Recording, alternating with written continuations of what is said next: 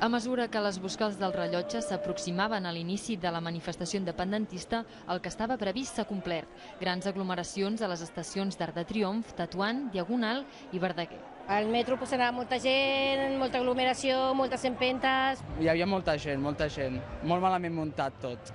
Quan faltava només una hora pel tret de sortida, TMB ha recomanat evitar sobretot Arc de Triomf i dirigir-se a altres punts, com les estacions de Marina, plaça d'Urquinaona o Girona.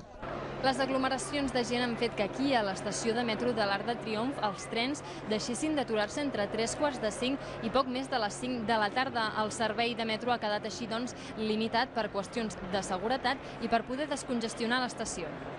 També hi ha hagut afectacions importants al servei d'autobusos. A 3:45 la circulació dels convois ja s'ha començat a limitar als voltants del passeig de Sant Joan i Lluís Companys.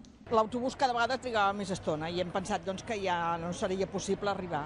Tan bon punt la manifestació ha finalitzat, la sortida també ha estat feixuga. A l'Arc de Triomf s'han desviat els usuaris cap a l'entrada al metro de l'Avinguda Vilanova i cap a Roger de Flor en el cas de Rodalies. També s'ha tancat durant uns minuts l'enllaç subterrani de Verdaguer.